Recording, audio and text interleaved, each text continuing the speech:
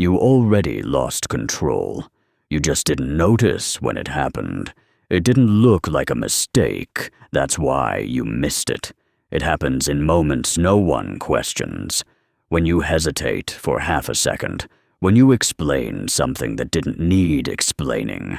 When you adjust your tone to keep things smooth. Nothing dramatic, but enough.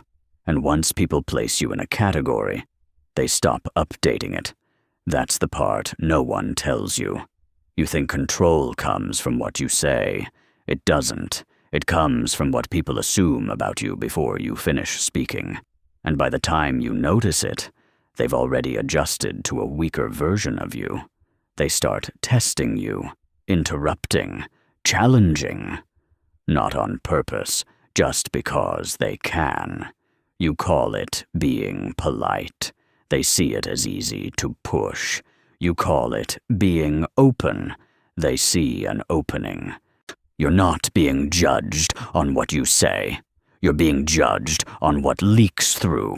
You respond to what they do. They respond to what they think you are. That's why you lose ground without understanding how it happened.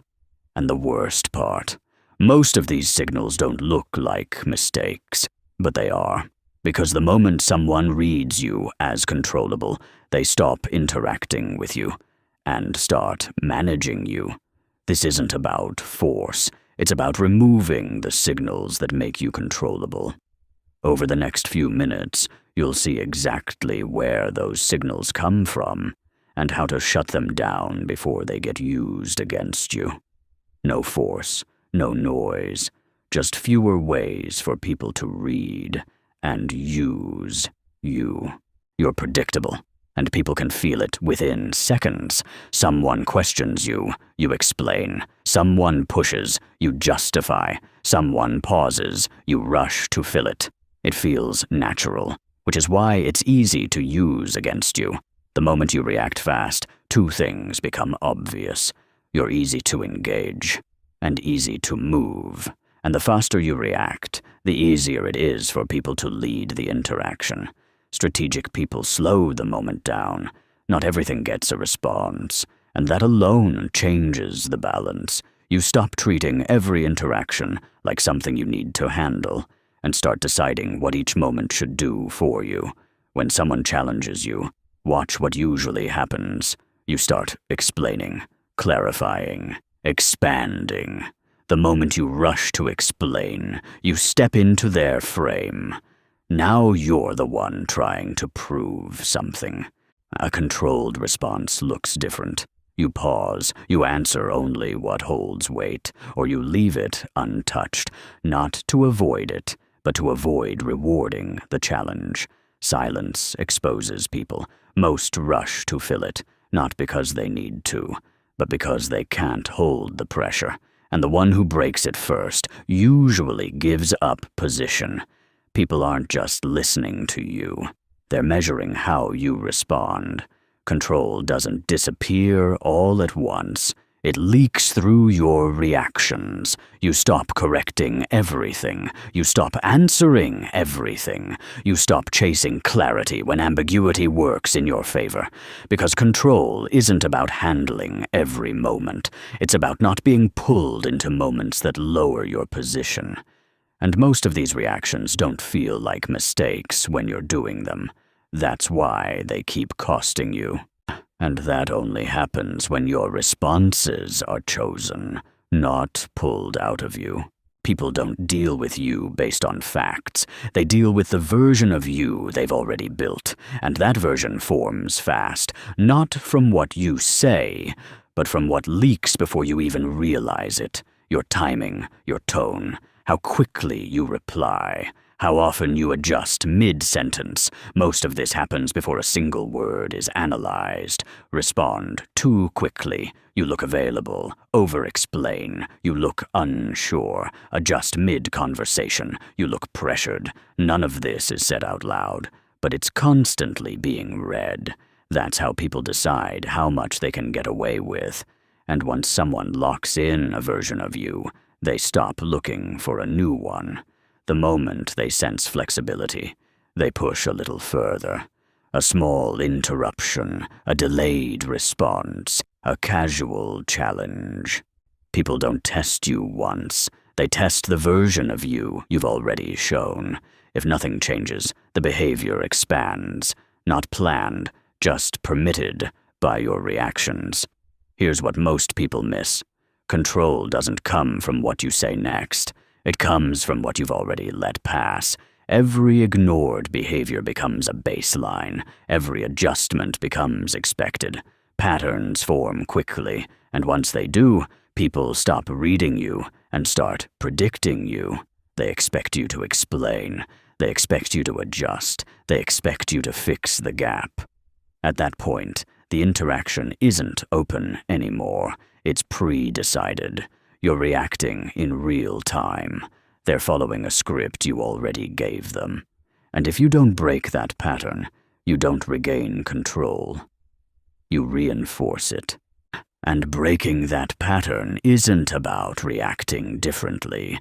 It's about removing the signals entirely. You don't lose control when someone pushes you. You lose it the moment you accept their terms. Most people don't even realize they agreed, and it happens when you step into roles you didn't choose. It's the role you're pulled into during an interaction. The one explaining, the one defending, the one adjusting. Once you accept that role, everything you say starts reinforcing it. You can be right and still come across as weaker. Because you're arguing from a position you didn't choose. The moment you defend, you've already accepted the position beneath it. Strategic people don't fight inside roles like this. They control whether those roles exist. Watch what happens instead. Someone questions your decision. Most people defend it, add detail, try to make it stronger. That feels like control. It's not. You've accepted that your decision needs approval. A controlled response shifts the frame. You don't defend immediately. You narrow the focus, or you let the question sit without feeding it. And the interaction changes. They stop evaluating you and start adjusting to you. Explain too much. Your position looks negotiable. Respond too fast. Access to you looks immediate. Adjust under pressure, and pressure becomes effective. Once that pattern is visible, people don't need to push hard. Small signals become enough, because you've already shown them where control shifts. The mistake isn't losing arguments, it's agreeing to them in the first place. Most people focus on what to say next, while the interaction is already set up against them. And controlling the frame isn't about what you say. It's about what you refuse to engage with. And once you see that, you stop playing inside someone else's structure and decide whether it runs on your terms or not at all.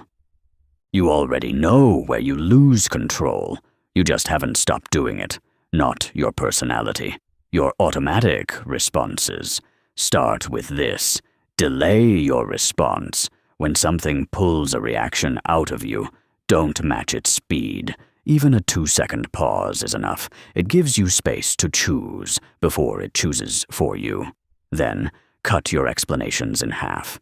Everything after your first sentence is usually defense. Say it once, then stop. Silence will either hold it or prove it didn't need more. Not every question deserves an answer. Some aren't about information. They're about pulling you into position. Sometimes the stronger move is to redirect or not engage at all. Stop correcting yourself mid-sentence. Every adjustment exposes pressure in real time. Finish the point cleanly. Fix what needs fixing afterward, unseen. Let small tension stay. You don't need to smooth every pause. You don't need to fix every gap. Tension isn't a problem. It reveals who needs control. Your habits are more predictable than your words, and people act on that. Explain too much. Your position looks negotiable. Respond too fast. Access to you looks immediate. Adjust under pressure. and pressure becomes effective. These shifts look small, but they change how people position around you. And once those signals disappear, people stop trying to move you, because there's nothing left they can reliably pull on. The faster you respond, the easier it is to steer you. If you're doing this without thinking, other people are noticing, without trying. And even if you apply all of this, there's one pattern that will still give you away. By now, you've seen the truth. Control isn't a battle you fight with words, volume, or force. It's a map hidden in your reactions, your pauses, and the openings you allow. You stop reacting. You stop defending. You stop smoothing tension. Each of these isn't a tip. It's a removal of a lever people could use against you. Control accumulates silently. It grows in the spaces you don't fill, in the questions you don't answer, in the pressure you don't absorb. And the moment you act this way consistently, people stop testing you, not because you've won, because there's nothing left to push on. This is precision, not dominance, not aggression, just fewer ways for others to exploit you. Your mental framework has shifted. You see interactions differently now. You measure what's being offered, not just what's being said.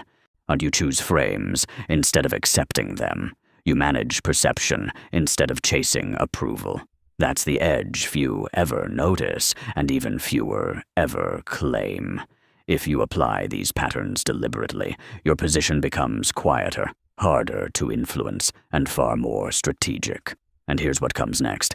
Mastery isn't about doing everything perfectly. It's about noticing the patterns you used to miss and staying several moves ahead. If you found this breakdown useful, subscribe and hit the notification bell to see the next video, where we'll uncover the one subtle behavior that still exposes you, even when you've mastered everything else. Take control of the map, not the noise around it.